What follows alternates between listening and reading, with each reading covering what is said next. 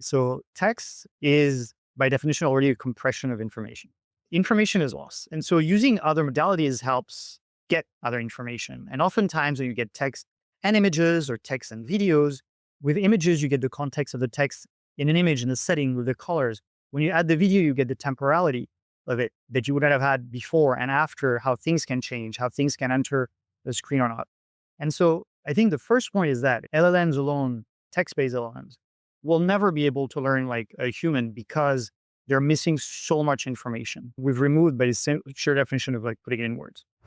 Hi, my name is Christian Keller. I'm an angel investor, startup advisor, and currently work as a product lead at the Meta Superintelligence Lab. I've been building AI products and models for the past 15 years, and I'm really excited today to talk to you about AI research and building AI products. Okay, so one of the things, Christian, that Henrik and I love to do is invite our cool friends to introduce to each other. So Henrik has very little introduction. Why don't you tell Henrik and also listeners who may not know you why they should be interested in this conversation today? Um, well, I've been working in AI for the past 15 years, so I'd like to say it was like before it was cool. And I've taken a pretty kind of like deterministic approach to kind of my experience in it, where I've started with building AI products myself, like thinking through problems that I knew and leveraging AI in order to apply them. And then I had some experience in infrastructure around my work on PyTorch and understanding like what it takes to actually deploy AI at scale and understand like how researchers also were using these tools. And lately, I've been doing a lot of work in AI research, working on Llama 3, Llama 4, world models also, which I think give me kind of a good overview of the three kind of main categories I see of the AI ecosystem and what it takes to build successful products in it. So obviously your career spans long before kind of the ChatGPT moment. Maybe we could start with that moment as an inflection point. What changed for you and for the teams that you lead who are building AI systems? What changed for you when ChatGPT came out? And I'm sure there's one element, which is people's awareness of what you do and understanding somewhat of what you do, but then also you and your team's abilities to do what you do in a different way. I'd love to hear about that. So at the time that ChatGPT launched, I was working on PyTorch. And so PyTorch was already quite known in the space of AI and was like, Could you just explain shortly what that is for people who don't know? oh, right, yeah. So PyTorch is a framework that's used to build AI models. And so it's the language by which like researchers are able to formulate what an AI model should be, what it should do. And it's a translation layer in a sense between like these functions and these that the researchers had in mind with like the hardware.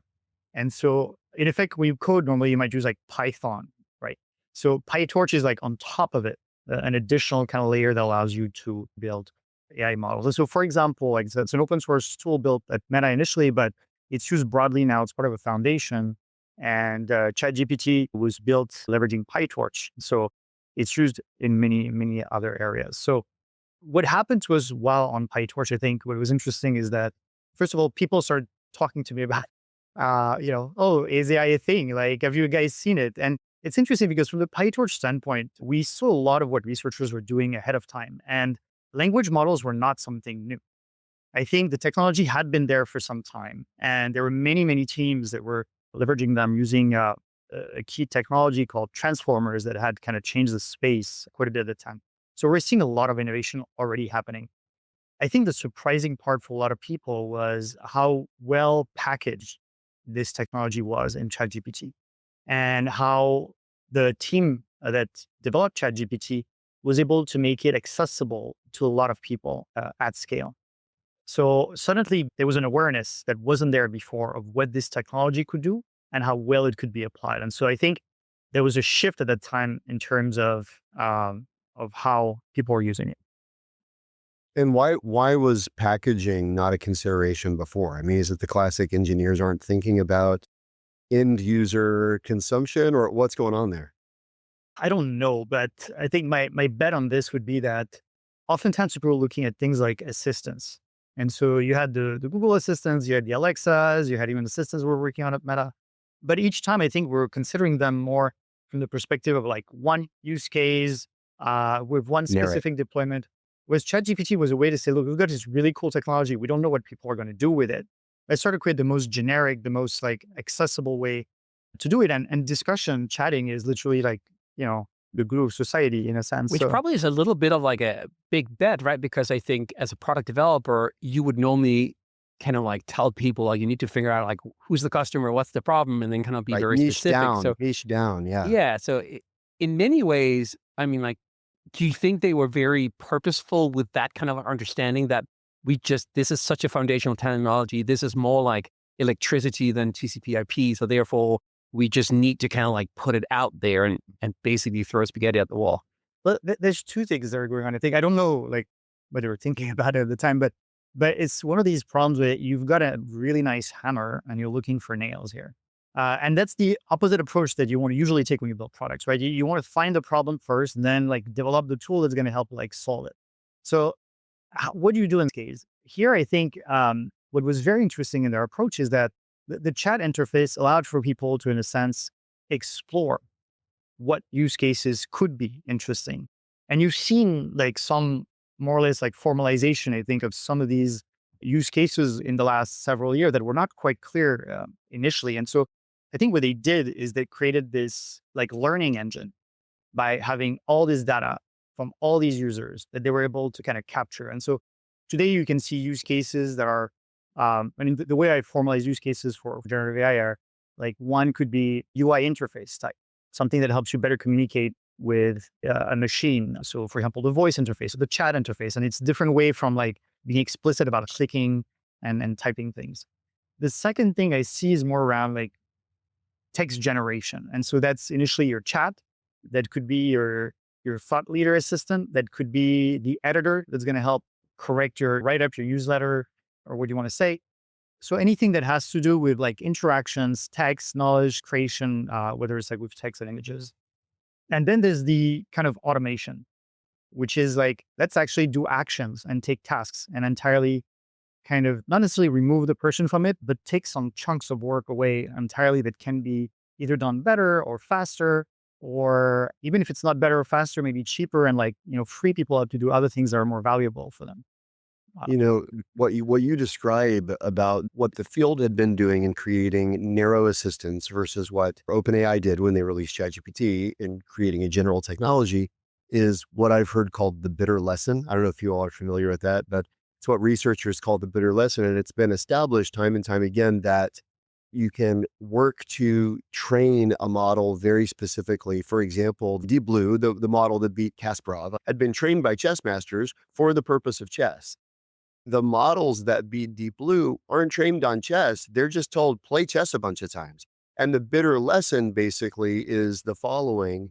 Any attempt humans have made to train for a narrow task ultimately gets done better by scaling laws of a general model. And that's been proven again and again. That's called the bitter lesson, which is to say, in a way, it's bitter because there can be a sense of exasperation or fatalism. Why bother training it for this narrow thing? Because if scaling laws catch up, eventually a generally trained model is going to be able to do this better than what I can train to do it now. It's a little bit also, as you know, I'm obsessed with Kenneth Stanley's book, Why Greatness Can't Be Planned. He's an AI researcher turned sold his company to Uber, then became head of AI Uber, and then went to OpenAI. And he has the same argument. And basically, this book is about how you get to AGI. And his point is that you can't define what it is. You have to have these systems of open-endedness. And then that becomes basically the stepping stones that lead you there. And so I think I'm fascinated by that. I have a bunch of questions. But one thing I'll say about the chess part is that ChatGPT does not beat the current best players at chess. So that's something interesting to see, which is there is some level of like specialization in the functions that some models can do. And like the counterpoint, I think here is that I think there is definitely, your point proves that there is value in like building these frontier models are very general, both because I think they unlock new capabilities that we were not expecting, and that they allow, I think, for the discovery piece of use cases that we wouldn't even have known like would be possible. But we know today how to take these models also and to make them very specialized and even better in a more narrowly, more efficient kind of way to run, which is Hmm. the kind of the other side of the coin here. Is Yeah. that because that generalism, obviously the models are statistic kind of like averages in many ways. And often when you want to be kind of beating a chess master, you need elements of originality or differences. And the general models don't do that. And so when you go very purpose is because either you need to work a very specific workflow and you don't really want like the average making that up. You want something that you know is the best. Or when you sometimes need to have basically outlier answers, you need to kind of train the model to kind of look a little bit off the rapid regression to the mean. There's two things actually, and you're making a really important point here. The first thing is that I think different model architectures and, will kind of solve different types of problems in some cases. So like the way LLMs are built right now are very much focused on like language or like omni models, maybe with various multimodalities, and they're good at doing that. They're not necessarily good at planning initially, right? That's not what they've been trained for. They've been trained for finding the next most likely token or the next most likely word. So there's a question around which models are best suited for what type of application. But the second point here is that there is something to be said about these frontier models, even when they're post-trained and when they've actually gone through fine tuning and any other round or, reinforcement learning or whatnot, we've reduced the entropy for them. We've like kind of tailored them towards very specific types of answers and very kind of unique approaches or ways we want them to kind of answer some question. And so when you take a pre-trained model, there's still a lot of variability in it. There's more variations of the type of answers that they can give you. And so that's an interesting point because you can take that pre-trained model and then specialize it in different ways based on your post-training that you're going to do to make it, useful for, I don't know, maybe knowledge about chess or knowledge about like math theorems proving or knowledge about Is there a coding. way that users that are just using the models as they are can use that insight to get better outputs of their generalized models? So for example, with that thing, if I'm sitting and I'm being asked to make an agent that does HR stuff or brand stuff or whatever it is, obviously you use a rack, I would imagine, or like whatever context window to kind of do some of that. Are there other kind of like tricks to make sure you achieve that non-generalizingness? I mean, I think it depends like what stage of your product development you're in. Like right now, I'd say most teams that I've talked to, like in startups and whatnot, like they usually start with taking a generic model, like the best they can find, and they'll test some prompts, and then they'll kind of generate some like system prompts in a sense that will somewhat like help narrow the model usage. But you're still starting from a model that's been post-trained already, that's been kind of narrowed to following the instructions and to having certain languages. So you can move it, but you've got only so much like leeway to kind of move it around. So Right. once you validate that maybe with your product market fit and see that it's working and you want your tool to improve or your model to improve, then this is when you take a model that's been more like pre-trained with instruction follow, for example, and then you fine tune it. And so if you're willing to invest in it, you have a whole strategy you have to figure out around benchmark definition, like data strategy acquisition in order to create models that are going to be even better at doing these things through that fine tuning process. The question that I was keen to ask you before we got on today is, I saw a YouTube video of Jan LeCun, who is from your world. He was making an argument that I kind of understood, but not really. And so I thought I would use the excuse to ask you. He was talking that these language model had built in basically limitations. And so as we're kind of like trying to race towards AGI, whatever that is, he felt that we needed to kind of start to train on video models or other kind of multimodal models, I think is how I computed it. Is that, do you, does that sound familiar? Yeah, And yeah, can you yeah. explain to me why the language models might not be right, the text-based models, and why suddenly having video would make it better? So I am very much aligned with Jan, I think, on his message. So let me kind of summarize. There's two main points here. The first one is around the modality. So text is by definition already a compression of information, right? Like the example I usually give is like you can go and watch a game at the stadium. There's the crowds, there's the smells, there's the game you see maybe not as well because it's further out, but you've got this whole emotion. You've got like a feeling, there's a sense of community with the people around you. And then you can like watch it on TV. You get maybe that if you've got a few friends, but you're missing what's happening in the stadium. You're missing that experience. Then you can read an article about it, like in the newspaper the next day. I can tell you're going to have a very different emotional reaction between like reading the article and like actually experiencing the game in the stadium. So information got compressed. I even tell people like when you read Tolkien, there's like 3 pages long description of like one tree, right? Like you still haven't touched that tree. You still haven't smelt it. So information is lost. And so using other modalities helps get other information. And oftentimes when you get text and images or text and videos, with images, you get the context of the text in an image in the setting with the colors. When you add the video, you get the temporality of it that you wouldn't have had before and after, how things can change, how things can enter the screen or not. And so I think the first point is that LLMs alone, text-based LLMs, like will never be able to learn like a human because they're missing so much information that's already we've removed by the sheer definition of like putting it in words. The second point I think is around you didn't mention it, but his main point I think is around the fact that LLMs are hallucinate, right? They hallucinate by design. Literally, they're just trying to make predictions of most likely things that are coming next. So they're really good at it. And with post training, we create an illusion of intelligence, right? Because they seems like that's what I would want to hear, and that it makes sense when we're having conversation loud. That LLM totally gets me, like gets my problems and the like. And so that's actually fine for a lot of use cases. But when it comes to using LLMs for super intelligence or AGI or however you want to call it these days, like you're going to want to solve like really hard problems. You're going to need robustness. And so there's this second concept of world models that Jan pushes for and that I'm a firm believer in, which is we need to create models that can predict a change of state in the world robustly, not simply say, look, this is the next likely word that was going to be said, but I understand that if in a video I'm holding an apple and I stop the video and then, I say, okay, the hand is going to open, what's going to happen? Well, the apple is going to fall, right? Because there's gravity. We need to understand that if it sees you're in the space station, that's going to act differently also, right?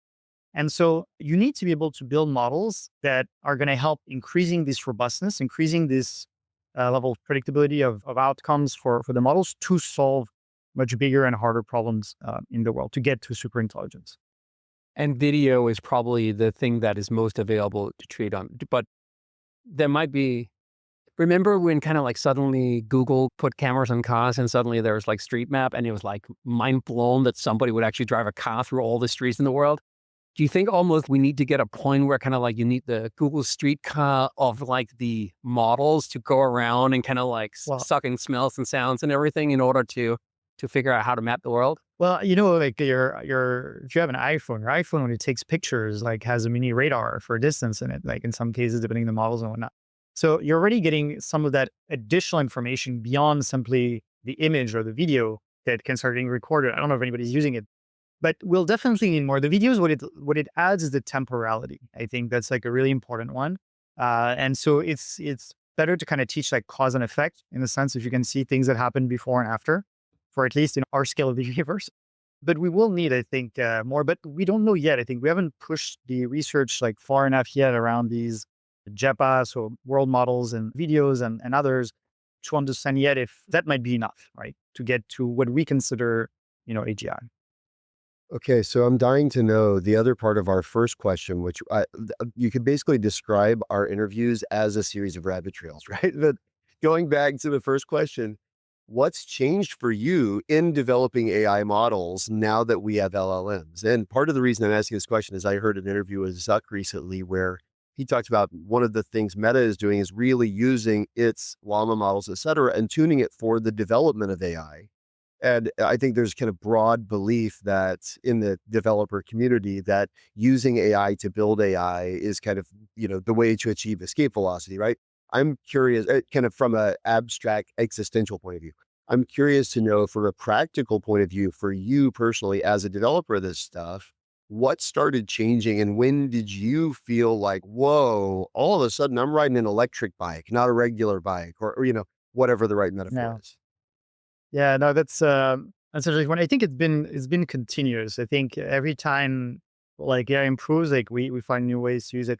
But I mean, AI has been building AI for quite some time. Like the whole like post training process, in a way, is like has a component to it where we generate, synthetic data, or we generate data traces that are generated by AI models, right? And so initially, and this is all like in the Llama 3 paper or Llama 4 papers, is all very public, but you can see that initially what we use is like what we call like SFT, I think, for fine tuning, which is you have humans making annotations, say, okay, what should the answer be? Let's have a human write it, because the human will know like what's the best answer there. And so you would do that, you train models, try to replicate a little bit like what that answer was going to be, and kind of guide them towards that. But then what we realize is that, you can scale generating a bunch of different solutions with AI itself much faster than with a human, right? And so we would generate a bunch of data points of outcomes with models. And then we say, well, the humans is still, the better judge here. So the human would look at all these different answers and say, okay, this one's the favorite. Let's like try to train the model to kind of do that. And then we're like, wait a second, wouldn't the AI be a better judge? Can we train it? So now, So these are all, as they say in literature, in media res, like in the middle of the action, you're actively developing and realizing, wait a second, the humans are, to start with, as you said, doing all these annotations. Could AI help with that? And then you go, yeah. And then you go, okay, now humans, it's our job to evaluate. And then somebody has this epiphany. Wait, could AI help with that? Is that basically how it's going? Is people who are fluent and facile with generative AI, everything that they're doing right now, they end up having an epiphany where they go, wait, could AI help with that? Is it basically just kind of working its way through the progression of, activities in the workflow? I'm lacking the vocabulary here, but you're getting my gist. yeah, no, it's definitely that. I wouldn't say like it's that like for every single aspect of research. There's a lot of like deep No, I research didn't that's mean to happening. be, I didn't mean to But be this is making one, comprehensive claims. I just meant to be describing kind of the way it works. Yeah. yeah, Yeah. no, and definitely, and that's the thing is like I think about it in my personal like life flow, right? This is exactly like how I use AI. I'm like, wait a second, I'm not using AI for this. Like, would that be easier and better? And so I ask that constantly to myself to try to optimize. I Mm. have to eat my own dog food in a sense, right? It's like I have to keep using these things and understand what the use cases are and test them, and researchers do that. What's the last use case you've done yourself where you went like, hey, wait a minute, that was smart?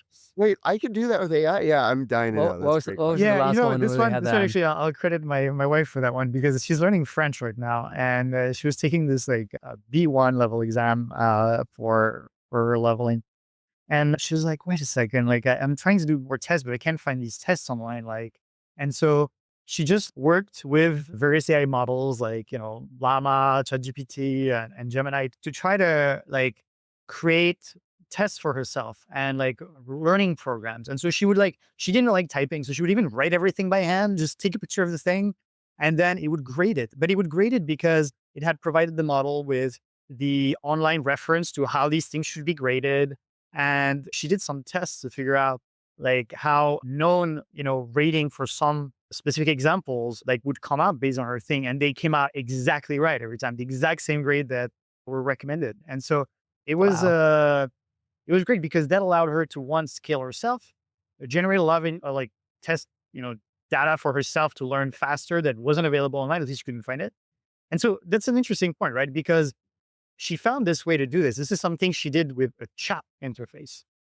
But a lot of innovation in products are happening right now where somebody realizes, look, I've done all this with a chat interface. Let me just package it in a product and make it Yeah. simpler, like for people to just go and use I'll it. So give they you a don't have fun to go. example of that. I'm building this platform called Autos where we're trying to launch 100,000 companies a year. It's kind of like an entrepreneurial platform. And one of the things I saw the other day, it blew my mind. That is the woman she's American Chinese, and she was learning, I think, French too.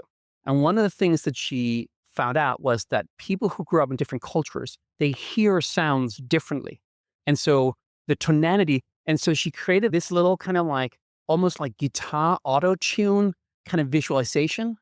So if you want to say, I don't know, bonjour, she could actually go bonjour, and she could kind of find the tonality that she had to do to say it correctly in Right. the accent that was correct. Because if it just said it like, phonetically or whatever, what she would kind of see and what she would say would seem right to her, but for a French person to be like, this is Well, completely wrong. That's Fascinating. so I was cool. like, Yeah. So, Christian, what you're saying in both your case and your wife's case is there's this moment where you go, could it do that? Kind of a epiphany moment, which I love. And I often tell folks, I think sparking your own imagination is kind of the highest priority, and being in an environment where your imagination can be sparked is very important. Do you have practices or routines or rituals either for seeing new use cases and applications and or for auditing your own kind of existing workflows on some kind of a regularity to identify what's the next area of your life you should be inviting AI into? Or is it more kind of serendipitous and random? No, I do. I feel like two or three different things. Like the first one I think is like any job that I'm doing that's taking me some time, I always like will try to apply AI to it. And what I notice is initially it'll take me longer with AI, but if I commit to it, like it'll usually make my life easier after a while once I've kind of like narrowed down the kinks. The second one is, being an entrepreneur before, I think I always look for problem spaces because all these aha moments comes from this is part of my workflow. This is a problem that I'm solving right now, and I need to really make it better, or I need to scale it. Like in the case of research, like I mean, I didn't invent these things. Like this is what researchers do. But when they have these moments, it's like, look, I need to be able to scale more. Right. I need to be able to get more data. I need to be able to leverage better the humans in the process. I need to be able to do these things. And so it's having a keen eye on the problems because now we do have this hammer, but we're looking for the nails everywhere. So looking for these problems constantly, I think is an important one. But I think the pitfall long term with this is that helps you to optimize like existing workflows and existing processes.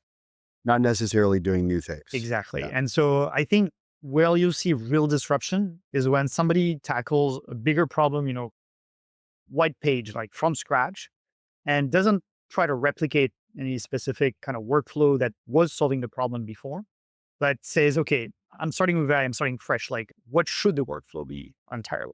I think one of the issues right now, I think, is obviously it has to be integrated with the real world, right?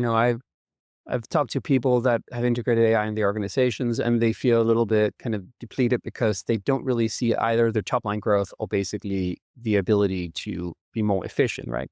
And one of the things that I notice is that you take, for example, a designer that makes dog toy design, because that's my work, and then suddenly they Just can randomly, just hypothetically. just picking up.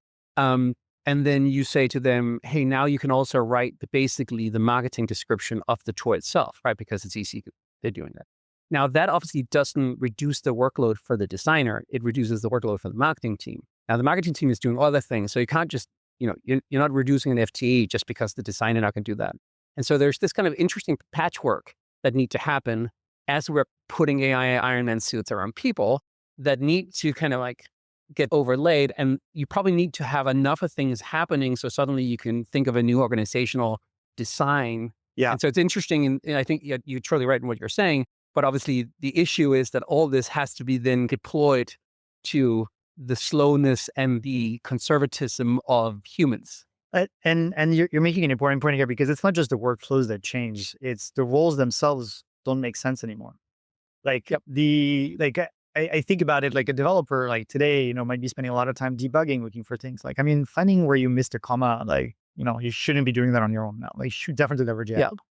But that means that I'll give you an example, like for the entrepreneur, right? When you're thinking of, and I always have these ideas that I want to test out. Like when I think of an idea now, I'm not going to create like a slide deck or a wireframe, right? I'm just going to actually build the MVP, right? Like I can vibe code it or I can do it. It's going to do the design for me. I'm going to even deploy it and it'll take me like less than 24 hours from the ideation to the thing. And so suddenly, like, what's the role of my CTO when I start? What's the role of if you're a technical enough person that you can like spin it off? Like I wouldn't be able to build like an architecture design for like large scale deployment of some of these products, but building the initial one I can do on my own now. So do these roles make sense? Like is the role of the product manager the same as the engineer, is the same as the designer? And are these the same based on the different verticals you are? And where is it going to go is I think anybody's guess here. So I wonder if more, you're reminding me of kind of three conversations we had. The first point with Casper Eunice, who's the CEO of Applied Intuition, he mentioned in our last episode, the kind of the movement towards kind of call it tiger teams or small team models where folks almost guilds, you can imagine an enterprise as a guild of a bunch of small teams doing different things, right? That's kind of one thing. The other thing that you reminded me of is our conversation with John Waldman, who's the CEO of Homebase, Stanford guy. who said that the product development process has completely changed there. They used to be reviewing 20-page PRD docs. Now he's reviewing clickable, lovable prototypes. So they're spending far more time in the field than they spend in the conference room reading documents, right? And then the third conversation you reminded me of, getting back to your question of, are we just solving an existing thing versus doing something from a blank slate? We talked to Martin Reeves, who's the head of BCG's Henderson Institute, which is like their think tank. And one of the things that he found, which I kind of found fascinating, was there's very little overlap between the kind of person who is kind of execution oriented or kind of solving the known problem and the kind of person who's doing something new. He says, per his research, only 3% of people are capable of doing both. And granted, the prior probability of kind of starting from a blank page kind of person is relatively small. So maybe, but it's probably more than 3%, I would assume. But the point is, most people who are kind of finding incremental opportunities, I kind of gave Martin this hypothesis. You actually need to do the incremental stuff in order to imagine the new stuff. And he said to me, that presumes that the person who's doing incremental is capable of imagining the new. And that's a faulty assumption, which was just, that was really interesting to me. So anyway, I wanted to, if you haven't gone into the back catalog, you've now got I will three killer next. This is basically just pitched from our episode. And if you enjoyed this, no, right. Yeah, exactly. I have, let me ask you just a slightly changing gears, because, we've been a little bit concrete. Now we can go back to the philosophical stuff that we always end up with. So one of my colleagues went to Bhutan a few weeks back, and then he did a lesson about entrepreneurship and AI for like high school or college, I can't remember. And one of the questions that came out was basically, hey, do you guys use OpenAI or do you use DeepSeek? And, he being an American, he was a little bit like surprised by it because obviously in the US, it's not used as much, the Chinese models over there. And so he came back with kind of like this interesting thought, which was basically that if we're going to put AI on top of everything we do, the principles and the values and the thinking of the models is going to influence obviously how we see the world. Now, Meta obviously is very big on open source. Your model is kind of like unique because of that everything is very transparent in the weights and stuff like that. So I was curious on your thoughts on that observation of, as we are now using models, do we as humans need to be aware that we're looking at the world through a prism, like through a specific lens, because these models will have different kind of like, I wouldn't call them personalities, but they will have different approaches? Or do you think that is a moot point because the questions in are going to define the answers out? And so like your biases is the one that's kind of going to take the most weight. Yeah, I'll emulate Deanne a little on this one also. I think the main point I want to make is that all LLMs are biased, right? It's a question of how you define bias at the end of the day. It's biased because the information we put in. The information we put in is biased because the internet is biased. We can work, filter, try to make it as unbiased as we can, but that's based on what we can measure, right? You can only change what you can measure. So at the end, long story short with that is, I think this is great that there are so many models out there that allow for so many different viewpoints, because one, we might discover that certain models work better with certain types of application than others. But I think we got to go back and look at what are these models going to be used for. And so 90% of the time, I think, they could be wrong on this one, but I don't think the bias is going to matter, because it's going to be around like, automatically ordering my coffee, or making sure I get the right directions to go somewhere, or understanding how to have a more active voice and a passive voice that I'm writing.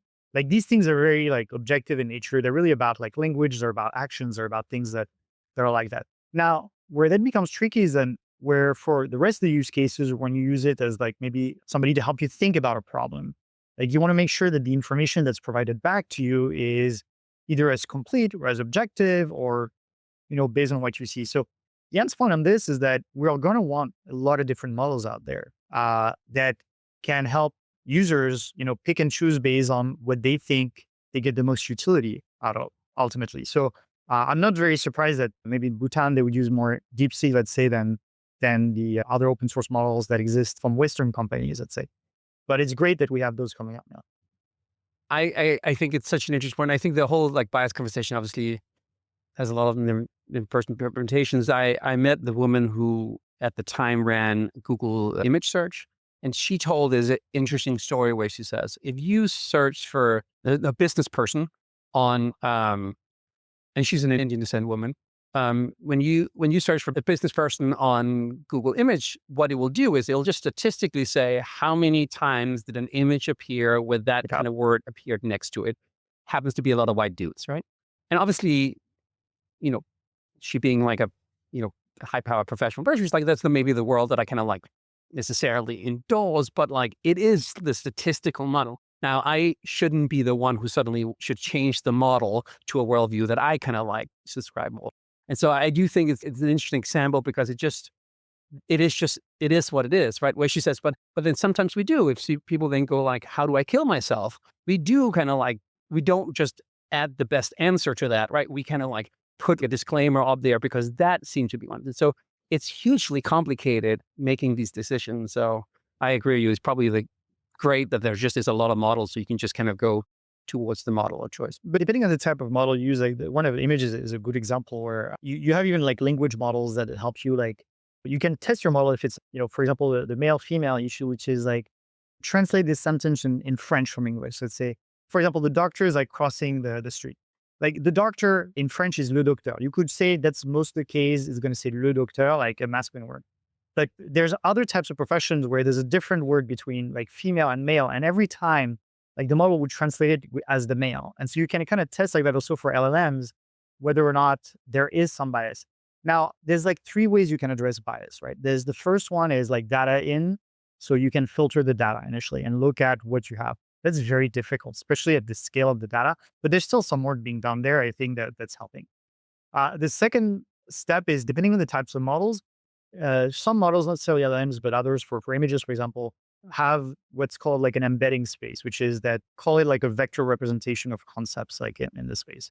And so there's the concept of male, there's a concept of female, and you can test out whether for certain like professions or certain things, like your vector in a sense for that profession is too close to the male one versus the female one. And you can correct for that after the training in some cases.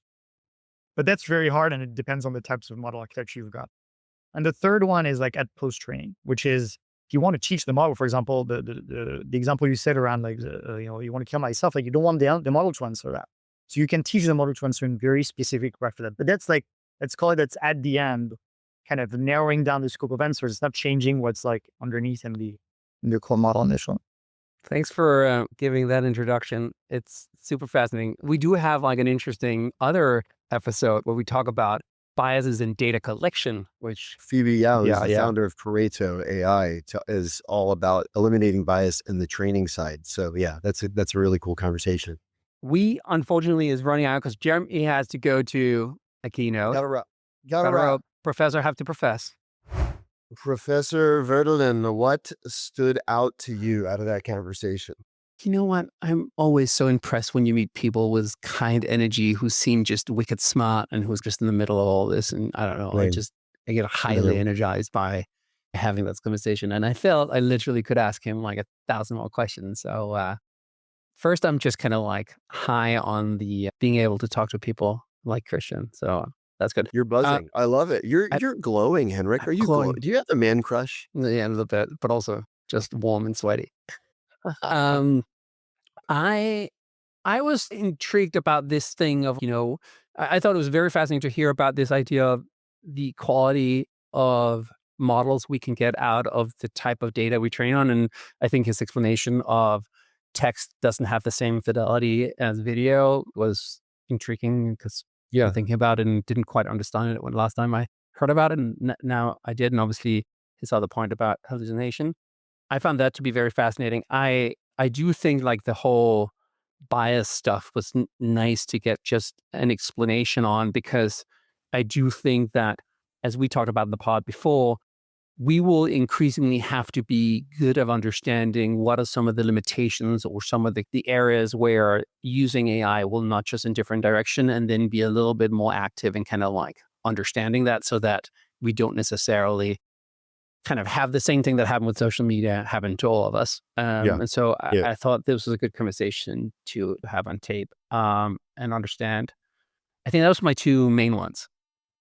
What about you? For me, the thing that it's it's a big theme, I think, on the show, but you use AI to use AI, and the more you work with AI, the more you discover ways you aren't, and the more you get, kind of triggers of, oh, I never thought to do that. And what I find is, or a hypothesis, I haven't tested that, but I bet those realizations start to increase Mm, over time. I don't know about you, but I feel like in the last 2 weeks, I've had more. I can't believe I never thought to ask AI than ever before. And we've been in the game for a while, right? I had And this morning with something where there's something called Google Scripts, which I don't understand, but I use. And it's basically have access to my Gmail, right? And which is my email platform. And I have now all my newsletters I get in, and then every morning it looks through all the newsletters and it creates like basically a summary. And I've been using that for a while. It's been very useful. It's one of the only newsletters I read every day. It's basically this kind of like, now the meta it, news. it was fine, but it wasn't kind of like, it was a better idea than I found utility out of it. And so back to the thing about like finding problems, I then took the one from yesterday and went to ChatGPT and was like, this is good, but it doesn't really do it for me. There seems to, and so I actually used the model to help me figure out what is the problem I'm trying to solve. And then it Yeah. went like, here's the different things. It writes in a summary language. You like to have a more active language. And so you should change the tone. You have these frameworks for how you see the world, this A+1 framework. You should basically look at not just the expression of what was in it, but you should see them in the context of some of the way that you compute it, whatever it was, right? And then, Yeah. so it has these like 5 different things, which was like description of the problem. It's like, okay, now here's the code, Google script code, redo it and make it so I can just copy paste it back in. And then I put it in a like just completely night and day kind of outcome, right? And so I don't know. I just thought it was like when he was talking, I was like, yeah, I could see how you need the problem. Sometimes you can even use AI to help you find the problem. No, it's so important. And it makes me think, many times, and by the way, Henrik, you've been doing this a long time and you're a world leader and you're an expert. And it was just yesterday that you thought, and the moment you say it, it's like, oh, that's pretty obvious. And yet you just thought of it Yeah. yesterday. And, Yeah. and the point there is not to belittle, but say there are tons of things like this in people's lives. And if they aren't actively realizing, wait, could AI help? And I think, we can have this moment where maybe we're self-conscious or oh my goodness, forehead slapping. I can't believe I didn't think of that. But I think another step is to be willing to say, have you asked ChatGPT? And that not be an insult. Because the honest truth is, for whoever I'm talking to, if I have the idea, chances are they haven't thought of it. And maybe the kindest thing I could do is be like, hey, you got an amazing collaborator who's tireless and creative and willing to spitball with you. Have you invited them in? And I think that that does a few things. I mean, one, if they haven't thought of it, it gives them that, oh, you're so right. And two, especially if you're a manager, if they have thought of it and they're kind of wondering whether they should, it gives them permission. And then three, as a manager, it gives you the ability to now follow up and then incorporate that into your kind of story kit of cool things that your people are doing, right? All of that happens if you ask the simple question, did you try AI? Right? And just like we are having these kind of personal realizations ourselves, I think we can actually facilitate these epiphany moments for others if we're bold enough to ask that simple question. Amen. I appreciate you for waking up very early in the morning to do this podcast with us in Europe. So thank you so much for that. And I know you have My pleasure. a keynote. Can you tell what the keynote is about? I Secret. am, I'm talking with a group of private equity CXOs about shifting their mindset in how they collaborate with AI, from treating it like a tool to treating it like a teammate, and onboarding AI as a teammate in their companies. That's awesome. Well, with that, I think it's time to say au revoir. Au Salut. revoir. Look what. Bonsoir. And as always, we very, very much appreciate when people share this with a friend, because that's how we grow our audience and that's how we get better people on it. And so if you enjoy this and you made it all the way here to the end, Share we it. will Rate share it it. with somebody else. And the um I was about to say, and the key word or the code word for this episode is baguette, but then I realized I was so stereotyping that I kind of like made a complete mess of Can we say croissant? Is that better? croissant. Yeah. Huh. Anyway, let's not make it that. Let's make the pass the code word for PyTorch. having Could be PyTorch. PyTorch. PyTorch. PyTorch. PyTorch.